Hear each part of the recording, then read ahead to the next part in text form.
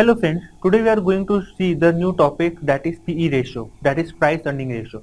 What does the price earning ratio wants to indicate? The price earning ratio wants to indicates that how your market price per share of your stocks, is getting affected through the earning per share. Whatever the earnings the company is earning for its shareholders, that is been described in the financial statement. Now based on the EPS, that is the earning per share of the company's market price also fluctuates.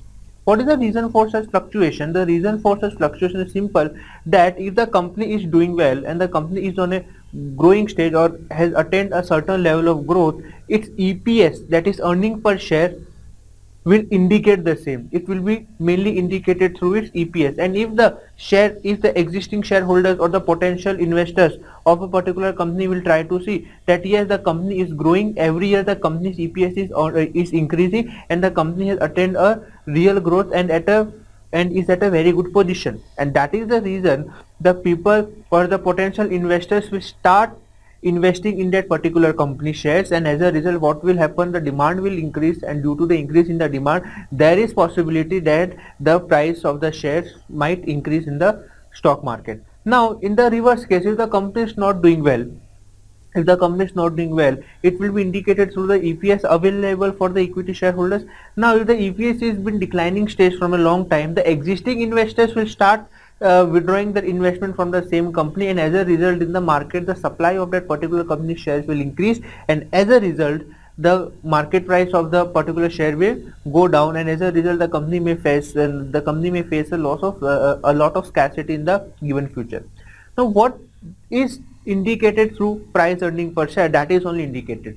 Price earning ratio wants to say that due to the change in EPS, due to 1% change, or we can say $1 change in EPS, how much is your market price per share has been affected, how much is your market price per share has been affected, and that is been shown to PE ratio, that is price earning ratio, that how your market price per share is affected due to the earning per share. Moving forward in the same direction, there is a concern for the company regarding the negative P ratio. Sir, how come the negative P ratio can come? Sir, the negative P ratio can come due to if the EPS is negative.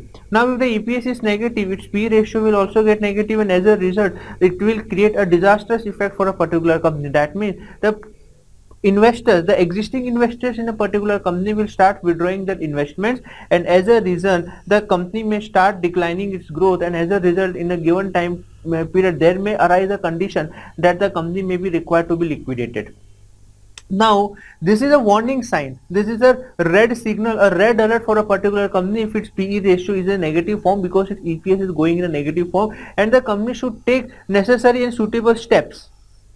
Companies should take necessary and suitable steps so that the negative EPS can be converted into the positive EPS for the company, and the positive EPS can give you the positive PE ratio, and as a result, the company can make a growth and can have the trust again, and can build the trust again within its investors. Now this is the situation which the company is required to take into consideration. Moving forward in the same direction, what does it want to say? So there are some types of P ratio, or some of the types of P ratio that we need to discuss, that is the forward and trailing P ratio. So we will try to analyze the same. What do you mean by the term forward?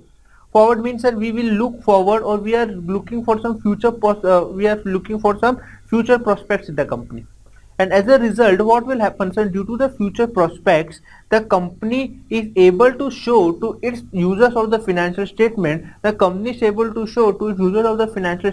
yes, the company is looking forward, and this is the company's estimated projection, and the company is going to have a good growth in the future. So this can be shown through various projects which are being sanctioned to the company by the government, or any appreciation, or any such type of thing, or any development has taken place which shows a positive sign for the company, and so the investors are getting a hint that yes, in the coming future, due to such reason, the company is going to make a particular type of investment, and the company is going to get a particular type of growth. Due to growth, EPS will increase, and due to EPS, P ratio will increase, and that is the reason, so it has been shown as a forward and trailing PV. Now we will discuss the trailing PE ratio. Sir, what do you mean by term trailing PE ratio? So The trailing PE ratio wants to say that the sir company is showing its past 12 months data, and based on that past 12 months data, the company will show its results. The company will show its result, and it will be shown in the form of PE ratio. Now, in the forward and trailing, the common thing is that the company is going to have see the data of the 12 months only. Means in the forward, the company is going to see the data for the next 12 months, which is the prospect for the company, and for the last 12 months in the trailing P ratio, the company is going to see the prospects of the same. Now we will look into the theoretical portion. What does it want to say? So it wants to say that trailing P ratio, trailing, that is a 12 months of earnings a company will show. It is a historical account of this ratio. It is a historical account of the ratio. And what do you mean by term forward P ratio? The forecast of earning over the next 12 months that we have discussed. Why sir the company is telling about the forecast of the next 12 months, and so it provides a forward looking matrix for the company. It provides a forward looking matrix for the company. Now moving forward sir, in the same direction, a new ratio that we are going to discuss is the price to cash ratio. Price to cash ratio, what does it indicate? See, the price of the company can be affected through various ways. Price of the company can be affected through various ways, but still the company on and its investor wants to know that how much is the cash availability, what is the cash availability with the company as compared to price. Sir, why sir? Because the more the liquidity with the company, more its financial statement would be stronger, would be faithful, would be more presentable, and as a result the investors will have a trust on the company that the company is doing well business, the company is having a growth, and that is the reason the company is having a so much amount of liquidity with it, and as a result sir, the company's market price can fluctuate in a significant manner, and that is been shown through the price to cash ratio. We will look into the theoretical portion. What does it want to say? It wants to say that sir, it compares the price of the company stock to its cash flow. Yes sir, we are making comparison. That means sir, as compared to our cash thing, as compared to our cash portion, how much amount of company stock is available. Moving price is available. Moving forward, what is the formula? So market value of share divided by cash flow per share.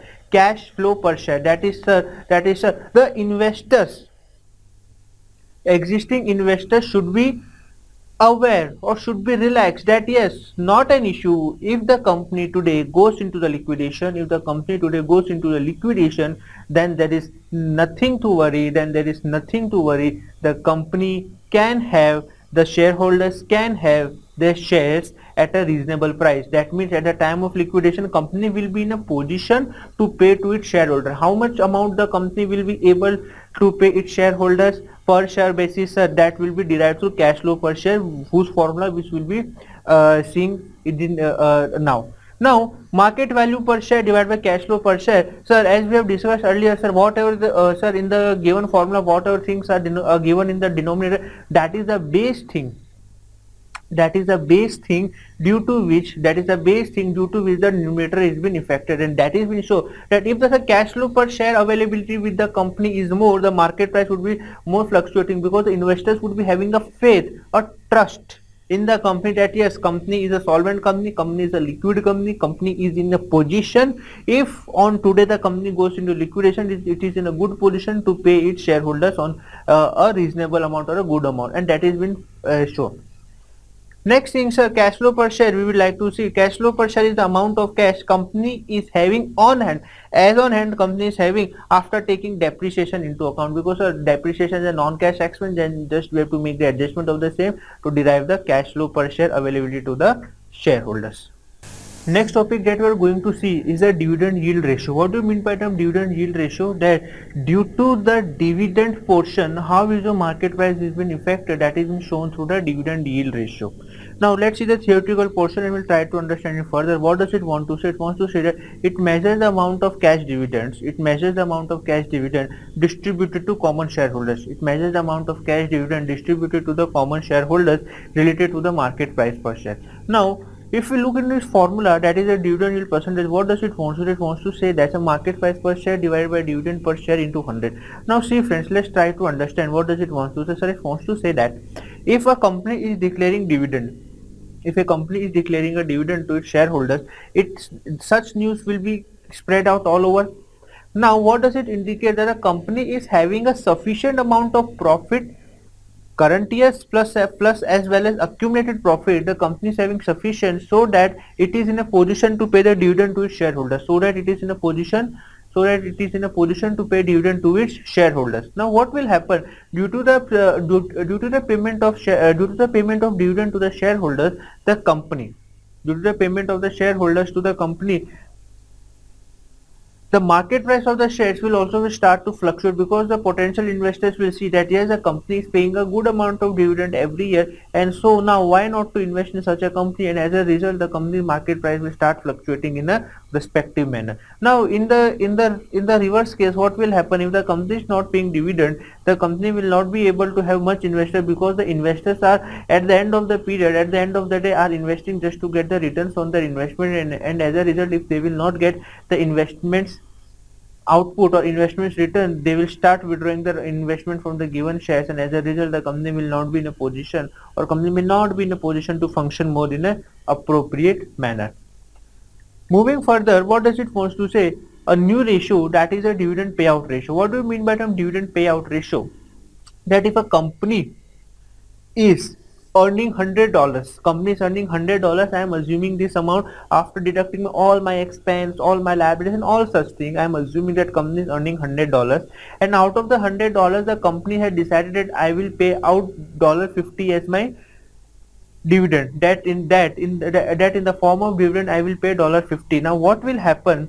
The company is actually paying out of its profit the actual amount of profit, and it will be through its net income. That means dividend payout ratio, the dividend payout ratio will be calculated, and related with the net income of the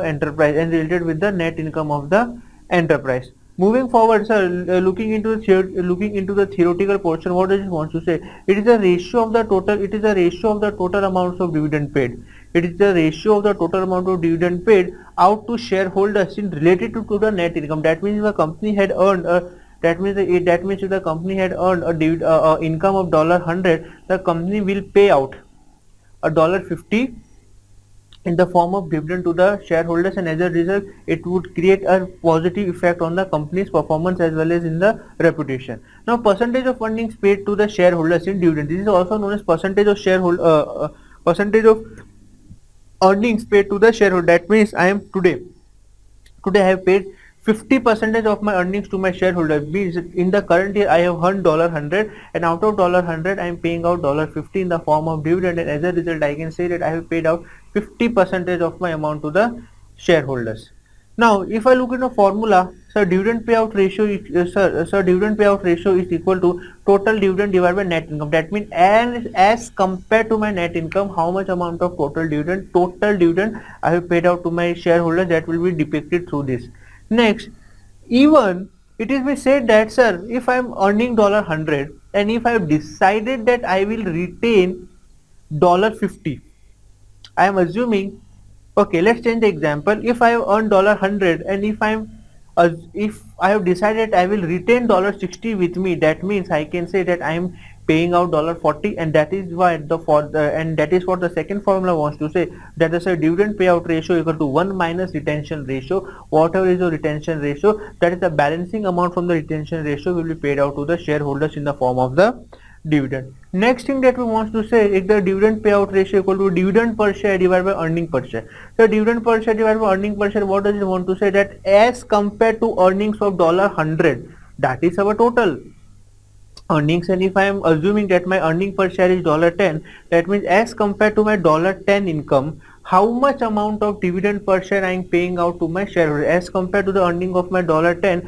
how much amount of earning I am paying out to my shareholders in the form of dividend, that will be shown to the dividend payout ratio. Now, if we look into the another formula, sir, what does the dividend payout ratio wants to say? Sir, dividend payout ratio wants to say it is equal to dividend divided by net income. That is one of the formula that we have discussed, but still, it is the main formula which is being used in a generalized way. Other formulas are also being used, but this is the formula which is used in a generalized way, and as a result, sir, it is been depicted separately in the given form. Next, sir, if we consider the next thing, what is the total shareholders return? So, what do you mean by the term total shareholders return? The total shareholders return wants to say that it is a total return of a stock to an investor. Now, looking from the investor's viewpoint, now if you look from the investor's viewpoint, what does it want to say? It wants to say that the investor will be highly affected by the return. Investor will be highly affected by the return he will be getting. He will be highly affected by the return he will be getting on its investments in the shares, and as a result we need to think from the investor's viewpoint, because as much as amount of more return the investor will get, we would be in a position to have the total return on the investor, and the investor will have a trust on us that yes, the company is thinking from the investor viewpoint, and yes, we should invest in the given company. Moving forward, sir, it is a capital gain. It may be either through capital gain, that means that shareholders return can be in the form of dividend, can be in the form of capital, anything. Sir, how capital gain? Because sir, if the company if the shareholder says invested $10 in year one and the company is growing well, the company's EPS is great, company's dividend payout ratio is great, and so on. If the shareholder has invested $10 while purchasing the share, and within a time span of 1 year the company's market price has gone to $100 per share, that means the investor is able to have a benefit of $90 that is a capital gain. Now he would be very happy that yes, the company is earning so much that today I am having a gain of $90 with me, and plus dividend, whatever the amount is that the company is paying, the investor is having such dividend also. It is the internal rate of return for all cash flows to the investors during the holding period of an investment. What does it want to say? That the investor will be expecting a certain rate of return internally, that is the best rate of return during its holding period of a particular investment in the company. Yes, sir. When the investor starts invest in a particular company, they are having a mindset, or they are having a target in their mind that the company will earn X percentage of profit, or company will earn X amount of profit in the given time period, and as a result I will keep my investment for a given time period. Then yes, it is the company's responsibility to now fulfill the desire of the shareholders and work according to their expectation.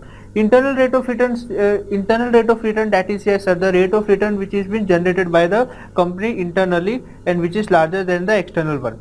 Now if we look into the total shareholders return, at the end of the day, the total shareholders return depends on the company's growth, company's sales, company's various credit policies, company's various payment policies, company's loan sanctions given, company's leverages. What do you mean by this? Leverages, if I talk about the term leverage in a simple language, that means a leverage means the risk available with the company. And yes, all such things plays a vital role. In determining the company's growth, and that growth help us to derive or come near the total shareholders return, which is the shareholders expectation from the company. Moving forward in the same direction, what is happened, sir? If we look into the three, sir, sales growth, margin improvement, sir, assets efficiency. Yes sir, your assets should be efficient so that you are able to have the more production of goods, and sir, you can have a more quality of goods, and yes sir, your margin will automatically improve and your sales will automatically improve, and sir, it will be related to the cash flow growth, your company's growth, and all such things cumulatively will result into the total shareholders return. All such things cumulatively will result into the total shareholders return, and this is thing we need to understand, and this is the main thing for which the company or the shareholders are making investment in a particular company. Moving forward, new topic, that is earnings yield. So what do you mean by term earnings yield? Yield means the output. In a simple language, if you want to say, the yield means output. Earning yield equal to EPS divided by stock price. EPS divided by stock price. Now, so what will happen? What will happen over here is there is a relationship between them. What is there? Sir, in the given formula, it has been given that the stock price is in the denominator and EPS in the numerator. That means based on your stock price also, your EPS will also depend. Sir, how it is possible? Because if the company stock price are constantly falling, the company will be aware that yes, something wrong is going on, and the shareholders are not at all, or the security holders are not at all happy with the company's performance. And now let's have the growth in the company, or we need to find out where the problem is and find the solution according to the same. And as a result, the company will start its growth, the company will start its production process in a more efficient manner, company's EBIT, margin, efficiency, the company will look into all such matters and will try to improve the same. And if in totality, if the cumulative effect is given, if all the things are being taken into consideration, this thing will result into increase in EPS. That means if the stock price will increase or the stock price will fluctuate, the company's EPS are also going to be affected, and how much it will be affected, it will be shown at the on the balance sheet date. And that is the reason, sir, earning yield percentage, sir, shows a very good concern for the company, that if the company is little bit not performing properly, the EPS or the EPS or the shareholder will start immediately reacting to the same. Next topic that we are going to look, that is the leverages. So what do you mean by the term leverages? Leverages means, in a simple language, if I tell you, it is a risk. It is a risk for the company. So what type of risks are you are talking about, sir? If you Google out the meaning of the same, it will have a different variety of meaning. But in a simple language, if you want to understand what do you mean by the term leverage means risk. Risk means, sir, what type of risk the company is having. So see, the company is mainly dependent on its sales income. Company is mainly dependent on its sales income. And sir, assume a situation that if the company's sales are going in a declining way, the company's income, if the company's sales are declined, what will happen? Company's operating income will start declining. Company's income will start declining, that is the net income will start declining. And if the net income will start declining, what will happen? The company's EPS would be affected greatly. Company's EPS would be affected greatly, and that is the reason company is having risk. If the sales goes down, in effect the company EPS will go down, and as a result, if the EPS will go down, the company's market price per share and all such things will go down. That is the point at which the company has risk. First risk the company is having, that the company's sales will decrease. Second risk the company, if any, not all the companies but majorly companies are facing, that is regarding its capital structure. Sir, what risk sir, what type of risk, sir, they are having about that capital structure? The company is having a risk that in its capital structure or in the capital employed by the company, if the more amount of debt securities are there, then the company is under the tremendous commitment for its fixed charges. Fixed charges like interest, company had to regularly pay interest, bonds, company had to pay regularly interest on bonds, debentures, and so on. That means, even though the company sales are very good, but if the company is laden with the more amount of the fixed commitment, it is at the risk that the company may not be in future able to may not be give the enough amount of EPS for the company. Now what will happen with the horizon of debt in the company's capital structure? The company is under a mindset that at least I need to earn so much of amount that I am able to fulfill my particular type of commitment, that is the interest commitment. If I specifically say, company will be under the pressure that it is required to earn at least so much amount that its capital commitments are fulfilled, that its commitment which has given to the shareholders and to the lenders of the company and so on, so that it would be not in a situation to make default in its payment of the various type of expense. And that is the reason a leverage arises on the company based on sales, sir. Based on sales and based on any type of capital commitment. And yes, sir, in both the type of leverages the company is facing, the company will have a foremost and the important effect on EPS only, because at last EPS has been derived after deducting all your expenses, all your commitments, all your liabilities and all such things. Last effect will be on EPS, and this is how the leverage has been divided into three parts. First is degree of financial leverage, second is degree of operating leverage, and third is combined leverage. Combined leverage is nothing but it is the combo of degree of financial leverage and degree of operating leverage. What will happen now in the degree of operating leverage? The company is under the threat that if the company's sales will decrease, company's operating income will decrease. That will be called under operating leverage, degree of operating leverage. Whether the company is under the leverage or not, that we need to decide. according to the formula which will be discussed in the later session. Degree of financial leverage: if the company is laden with the if the company is laden out with the fixed commitment charges, how it is going to affect the EPS of the company, that will be shown to in a ratio manner through this through this degree of financial leverage. And in the last, degree of combined leverage, we will see to it that how the change in sales are going to affect the EPS of the company in a particular manner, and this is how the complete entire leverage will be derived through the degree of combined leverage. Moving further, let's see the theoretical section. What does it want to say? Degree of financial, it is a leverage ratio that measures sensitivity of a company's earning per share with respect to fluctuation in operating income. See, due to sales, operating income will fluctuate, and due to operating income fluctuation, EPS will fluctuate. And this is as a result of changes in capital structure. If you are going to sales or the capital structure, as the case maybe, if the company is not related with the capital structure of debt, then the company may be under the threat of sales decline. Now, here specifically it is been given that, sir, from the finance viewpoint, sir, if there are more debt in the capital structure of particular company, the company is under a tremendous pressure to earn at least so much amount, so that it can pay off its fixed capital commitment to the lenders. Moving forward, what will happen is it measures the percentage change in EPS for a unit change in EBIT. If my operating income change, how it is going to affect my EPS, that will be shown through the degree of financial leverage, sir. Moving forward in the same direction, sir, evaluates what? Operating leverage evaluates that how much operating income of a company will change, in response to the change in sales. How much is operating income will change in response to the change in sales. This is shown through the operating leverage.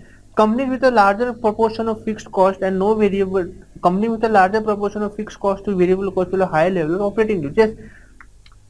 Sales decline or the expenses increase, both will lead to the decrease in the operating income for a particular company. Degree of operating leverage, if you think about the concept of degree of operating leverage, through various formulas it can be prescribed. It has been given on the screen. What does it want to say? It wants to say that the degree of operating leverage equal to percentage change in operating income divided by percentage change in sales. That means, yes, sir, if there is a change in sales, there will be change in net or the operating income. Degree of operating leverage can also be decided or can be derived through operating income divided by contribution margin. That means, contribution margin divided by operating income. That means operating income will change, to contribution margin will accordingly change. And the next formula which can be used for operating leverage is that Q into P minus V divided by Q into P minus V minus F. What does it want to say? The Q is the number of units. That means if we are trying to derive the per unit data, that in this case it will be used. Sir, Q equal to quantity per data or the number of units, price per unit, V equal to variable cost per unit, and F equal to fixed cost per unit. That means if we are using the concept of marginal costing over here, we can using that concept also we can derive the degree of operating leverage. Because in short, in any of the formula which we saw right now, that means one thing is common: change in sales will give you change in operating income, and sometimes change in operating income also provides you the change in contribution margin, and this is how the degree of operating leverage has been defined under the respective area. Moving forward, degree of combined leverage. Yes, a degree of combined leverage, sir, what does it want to say? Degree of combined leverage means, sir, if there is a change in the sales level of your company, how will, if there is a change in the sales level of your company, how will it is going to affect your EPS? It is known as combined leverage. Combined leverage, by using the operating leverage and financial leverage, a smaller change in sales is magnified into larger scale, that is known as a change in EPS. The multiplier effect is called the degree of combined. Yes, we have the multiplier effect is known as degree of combined leverage, that we have seen, that we have discussed. What do you mean by term combined leverage? Now, if we try to see the formula, sir, of the combined leverage, what do you want to say, sir? If there is a percentage change in sales, there is percentage change in EPS. If there is percentage change in sales, there is percentage change in EPS. And as a result, we can also say that if you want to derive the degree of combined leverage, it can be derived through the formula of degree of operating leverage multiplied by degree of financial leverage. That means if both of the leverages, operating leverage and financial leverage sir get combined, it will give you the combined effect that if there is a change in $1 of a sales, how it is going to affect the EPS of a particular company. If we see in the income statement format sir, from sales to EBITDA, it is the basis of the sir, or it is the degree of operating leverage, and from the degree of operating leverage from EBITDA to PAT, it will derive the financial leverage. That means from sales to EPS, this is how been sir, this is how been your combined leverage has been defined, which is being shown in a very particular manner. Hello friends, next topic that we are going to discuss today is the operating profit margin. What do you mean by term operating profit margin? The term operating profit margin needs to say that out of the total sales revenue, how much the company considered it as its profit, or how much the company is generating through its operating businesses, that is been described through the operating profit margin. Now if you look into the formula, its formula says that operating margin divided by net sales into 100. Sir, what does it actually wants to say?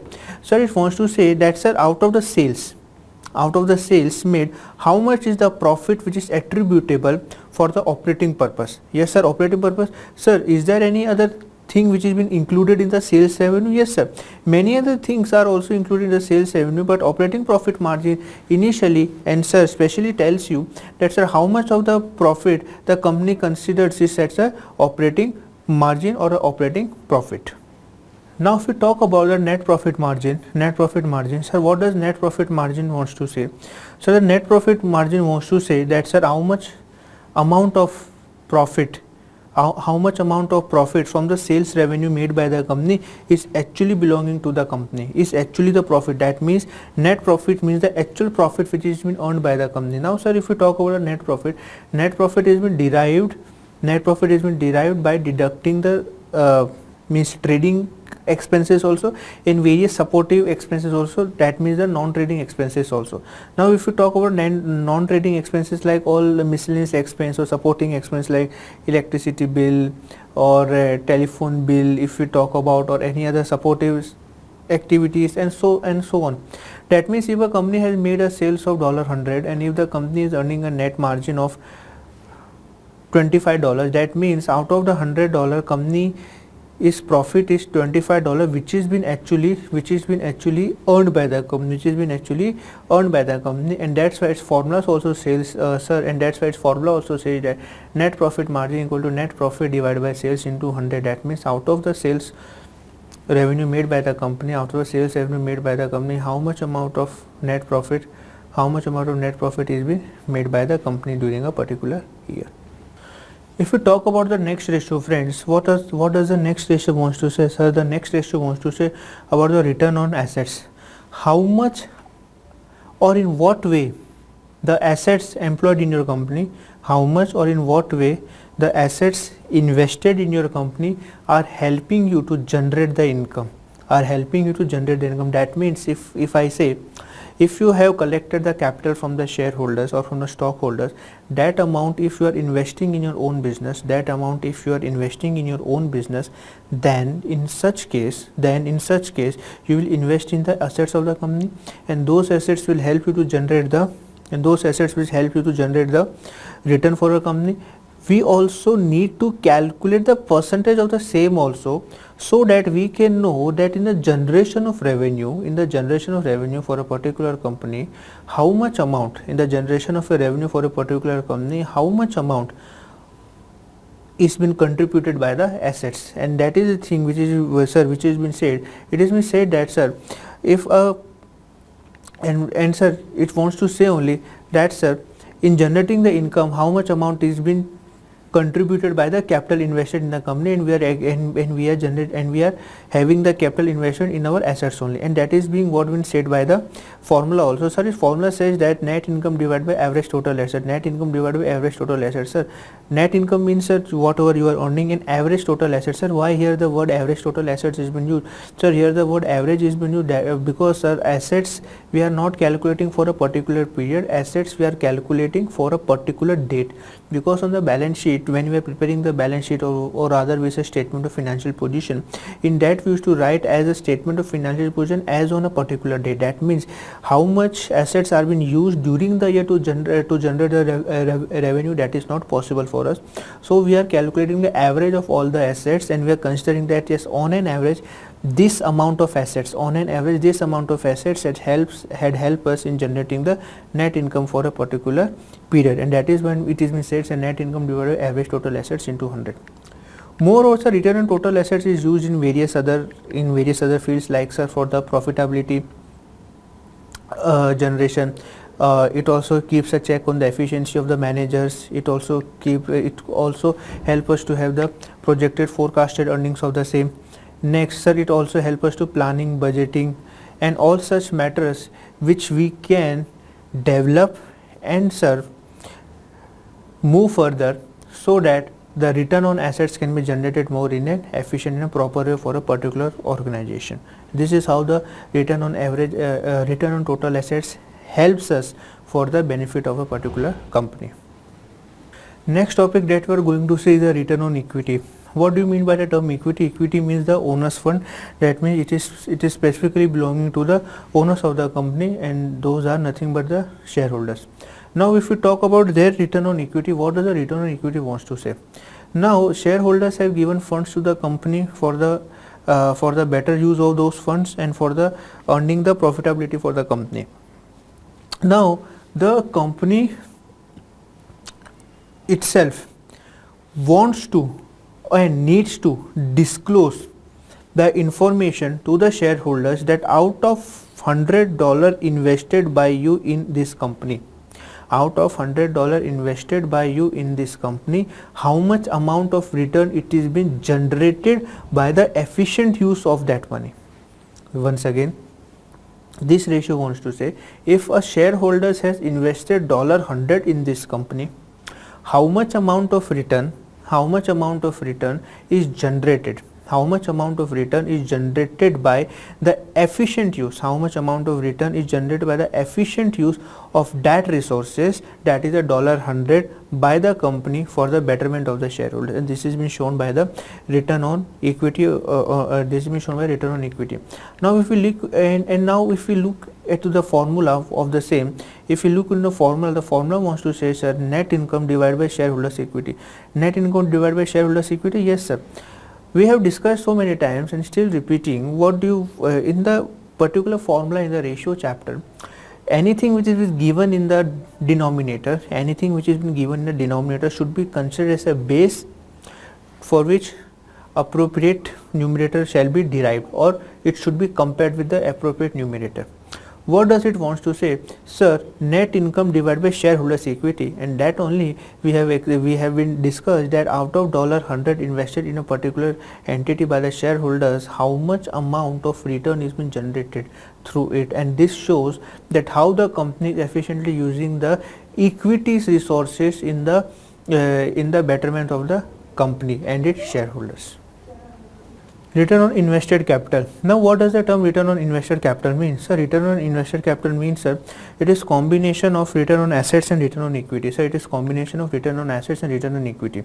Why is it considered as a return on assets and return on equity? Because whatever amount we are investing in the capital, basically in the form of equity, whatever amount we are basically investing in the company in the form of equity share capital, when we receive the amount from the equity shareholders or the stockholders, then that amount is going to be invested in the business in the form of assets.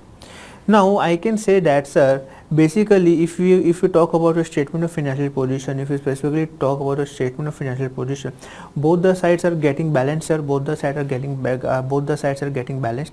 If, sir, both the sides are getting balanced, that, sir, what does it wants to say? Sir, it wants to say that if both the sides are getting balanced, that amount from shareholders is been invested into capital, and they both helps the company to generate the income, and that is what return on invested capital says. So return on assets and return on equity, when they both have combined, they shows that, sir, how much amount is been invested by the company and how much return is been generated by the company in the form of given capital. So sir, if I tell you the summary of the same, we are required to do the return on equity properly, we are required to do the return on assets properly, and when we combine both the thing, we can say that that yes, this is the amount which has been generated by us in the form of return through the capital invested in a particular business. Next is return on net operating assets. What do you mean by term return on net operating assets? Before that we need to understand the concept of net operating asset. What do you mean by term net operating asset? Net operating assets means your operating assets minus operating liabilities. Now what do you mean by the term operating assets and operating liabilities? If we keep it simple, operating assets and operating liabilities are those assets and liabilities which helps us to operate the business effectively, For example, if we have made the investment in some other company, that means we have purchased a debenture of some other company, or we have purchased the shares of some other company, such amount or such assets, though they are assets, but such assets are not helping us in deriving the benefit within our company. That means those assets which they will not help us to generate the sales revenue, those assets will not help us to generate the income, and so many things, and that is the reason those are considered as a non-operating income. And operating income may be considered the assets or the cash balance or all such things which effectively and practically helps us to generate the income. That's why, sir, for the net operating asset, it has been said that operating assets excluding non-operating assets minus operating liabilities excluding non-operating liabilities, and this is how the concept of non-operating or the net operating assets have been generated. Now if we look into the theoretical portion, it has been said the same only. Now if you look into the formula, what does the formula want to say, sir? It is net operating profit after tax divided by total assets minus financial assets. Net operating profit after tax divided by total assets minus financial assets. That means as we have discussed, financial asset, that is the, if we keep it simple, that means all other assets that we have generated by making investment at some other place. And that is the reason it has been said, sir, we have to consider specifically those assets which are practically and effectively helping us to generate the income, and which income? Profit after tax. That means the profit which is exclusively available with us for the distribution, and hence it has been derived through return on net operating assets. If we look into the theoretical portion, it has been said that, sir, definition of operating assets and operating liability, it is given. Operating assets means your total assets minus your non-operating assets, and operating liabilities means total liabilities minus non-operating liabilities. Sir, factors in measuring income. Sir, if we consider factors in measuring income, sir, there are various factors which have been considered while measuring the income. That is, sir, what type of accounting methods we are using, that will also help us. Means, sir, for example, if for the purpose of inventory valuation we are using either the first in first out method, that is a FIFO method, or last in last out method, that is last in first out method, that is a LIFO method, it will change my profitability and it will change my income. So we need that. So there are various factors which are to be considered while determining the income, like accounting estimate what we are making, accounting method that we are making, and then a diversity among the users, and all such matters which are considered for measuring the income, and which will be considered for the ratio analysis. We have discussed in the basics of the ratio analysis that why the ratio analysis is being made, because we are able to give detailed information in various form to various users of the financial statement. We are able to give various detailed information to various users of the financial statement, and that is the reason that it has been said that there are various factors which are need to be considered while determining the measuring the income of a particular company. Next topic that we are going to discuss is sustainable growth rate. What do you mean by the term sustainable growth rate? Sustainable growth rate wants to say that out of the amount which we have earned from our business, how much amount we are retaining with us for our growth. Once again, the amount which we have earned from the business, that is our earnings, and how much amount from that earnings we are retaining in the business for our growth. Now if we consider, sir, for our growth, that means, sir, it should be considered after the payment of all dividends also, including equity dividend. Means, sir, if I am earning $100. Out of that, I am considering my $100 as my income available to equity shareholders or the stockholder. That means I have already made the payment of preferred shareholders or the preferred stockholders. After making payment of preferred stockholders, I am having an amount of $100. I am having amount of $100, and out of the $100 I am required to pay certain amount to the normal stockholders or the equity stockholders. Now after making payment to them, some amount would be remaining with me. Some amount would be remaining with me that would be used in the business for the growth of the business. Yes, and that is known as sustainable growth rate. That with the use of that money, how much amount, with the use of that money, how much growth we are going to make, because that is the amount exclusively available with the company for its own growth, because we have made the payment of all liabilities, we have made the payment of all type of dividends, and so now that is the amount remaining exclusively with the company for its own growth, and due to which, if the company is having sustainable growth rate, we will check into the formula. If the company is having a sustainable growth rate, then in such case it can be helpful for the borrowing also. If the company wants to borrow from some financial institution or bank, it can be helpful. For capital acquisition also, if the company want to go for capital acquisition, for cash flow projection, for profitability margin, and there are many other factors which will be considered and which will be highly affected by the sustainable growth rate. Now, as we have discussed the concept that amount which is remaining after making payment of dividend, amount which is remaining after making the amount which is remaining after making payment of dividend, that means we have to consider the amount which is solely exclusively available with the company, which has been shown through the formula which has been described below. Now we are going to make the payment of earnings, of dividend through the earnings available, and the amount which is available, which is after making the payment of the dividend, which it will be exclusively available with the company, and which has been shown by the given formula in the given presentation. That's how the equity portion or the earning portion which has been derived, it's been divided and bifurcated, and many details are being generated, and how the earnings are being kept by the company for its own purpose or for the growth purpose, that is known as sustainable growth rate. If we look into the formula, of the sustainable growth rate, first of all, using the opening stockholders equity, we are going to derive the income, and on the basis of that income, after deducting the dividend, we are going to get the earning which is been remaining after dividend, and this is how your beginning stockholders equity is helping you to derive the earnings after dividend, and that is nothing but if we say that your return on equity, whatever is your return on equity, out of that portion you are retaining certain portion with them, that is known as retention ratio. Out of the return on equity generated by you are retaining certain portion for the benefit or for the growth of the company, that is known as retention ratio, and this is how both this concept help us to derive the sustainable growth rate. Now if we look about the sustainable growth rate, it would be very useful for the company for many other purposes, like company wants to get the cash flow projection, any heavy finance or heavy project company want to acquire, so many things, and so sustainable growth rate determines the going concern consistency of a particular business for a long term purpose. Now if we look into the next concept, that is EBITDA margin. EBITDA, what it stands for? EBITDA stands for earning before interest, taxes, depreciation, amortization. That means this portion includes the depreciation and amortization deduction which is still not been deducted.